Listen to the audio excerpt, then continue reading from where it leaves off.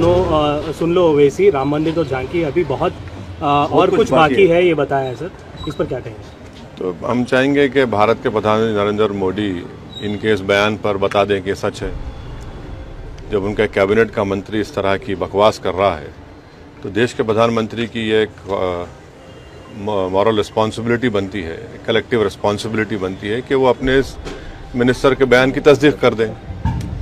वो क्या कह रहा है, सच कह रहा है क्या आप काशी, मथुरा, टीली वाली मस्जिद, सुनहरी मस्जिद, जितने आरएसएस के पास जो 30-35 हज़ार मसाजिद के लिस्ट है, क्या वो सब ले लेंगे क्या आप लोग? तो देश के प्रधानमंत्री की जिम्मेदारी है कि वो अपने मिनिस्टर के इस बयान के ऊपर देश को बताएं कि उनकी पॉलिसी क्या है। लेकिन सर, आपने भी 2 दिन पहले एक स्टेटमेंट दिया जहां पे आपने कहा कि एक मस्जिद तो आपने खो चुकी है, बाकी मस्जिद भी are also under attack, and आप कह रहे हैं कि सभी लोगों को एक साथ इकट्ठा होकर लड़ना चाहिए। आपके बयान को प्रोवोकेटिव माना जा रहा है सर, और कम्युनल माना जा रहा है, और आपके ऊपर केस भी दर्ज हुआ है सर। देखिए, नहीं, केस तो दर्ज होते रहता है क्योंकि मेरा नाम असदुद्दीन ओवैसी है।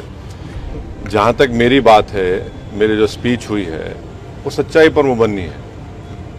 क्या बाबरी मस्जिद को 6 दिसंबर के दिन डिमोलिश नहीं किया गया था? और जब डिमोलिश किया गया था तो किसी एक को भी सजा नहीं हुई, और मोदी सरकार ने डिसीजन के खिलाफ अपील क्यों नहीं की? क्या ये बात सच नहीं है कि अगर 6 दिसंबर को मस्जिद नहीं शहीद की जाती तो कोर्ट का जजमेंट क्या आता? क्या ये बात सच नहीं है कि बगैर मुस्लिम पक्ष को बताए ताले खोले गए? जब कंप्यूटर नहीं था तो चंद मिनट की हियरिंग में जज साहब ने 26 या 25 पेज का ऑर्डर दे दिया, और बाद में वही जज साहब ने अपनी किताब में लिखा कि उनको ऊपर से इशारा मिला क्योंकि उन्होंने अपने कोर्ट की दीवार पर एक काले बंदर को देखा। क्या ये बात सच नहीं है कि जब जीबी पंत उत्तर प्रदेश के मुख्यमंत्री थे, रात के अंधेरे में बाबरी मस्जिद में मूर्तियां रख दी गई, उसके बाद मस्जिद को बंद कर दिया गया? ये फैक्ट है, सुप्रीम कोर्ट का जजमेंट फैक्ट है। इसीलिए हमने जो सुप्रीम कोर्ट का जजमेंट आया था, हमने कहा था कि सुप्रीम कोर्ट का जजमेंट बिलीफ के ऊपर आया है, और हमको इस बात का उस वक्त एप्रीहेंशन था, जो अब सच साबित हो रहा है अनफॉर्चुनेटली, कि आप देख रहे हैं कि मुख्तलिफ मसाजिद के ऊपर केसेस डाले जा रहे हैं। तो ये मैं जो कह रहा हूँ फैक्ट है, वो मैं मानता हूँ सुप्रीम कोर्ट जजमेंट, बट जैसा जस्टिस JS वर्मा ने कहा था कि supreme court is supreme but not infallible. अब आप मेरे को बताइए, टीले वाली मस्जिद का किस्सा क्या है?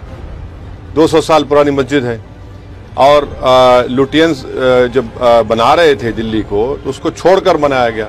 तो पहले वहां पर गांवों को हासिल किया गया और मस्जिद को कोई हाथ नहीं लगाए।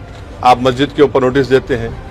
तो ऐसे कई मसाजिद हैं जहां पर संघ परिवार से ताल्लुक रखने वाले लोग या उनकी आइडियोलॉजी से अपने आप को करीब मानने वाले लोग इस तरह के कोशिशें कर रहे हैं। तो अगर मैं इन कोशिशों को देश के सामने रख रहा हूं तो मैं समझता हूं कि मैं तो सच्चाई का काम कर रहा हूं, बता रहा हूं। और हम नरेंद्र मोदी सरकार से जानना चाहते हैं कि 1991 का प्लेसेस ऑफ वर्शिप एक्ट जो है, उस पर भारत के प्रधानमंत्री और उनकी सरकार का क्या मौक़िफ़ है? क्यों नहीं केंद्र सरकार, वजीर आजम, प्रधानमंत्री नरेंद्र मोदी ये कह देते हैं कि हम 91 के प्लेसेस ऑफ वर्शिप एक्ट को फॉलो करेंगे, उसको अबाइड करेंगे? किस्सा खत्म कर दीजिए ना।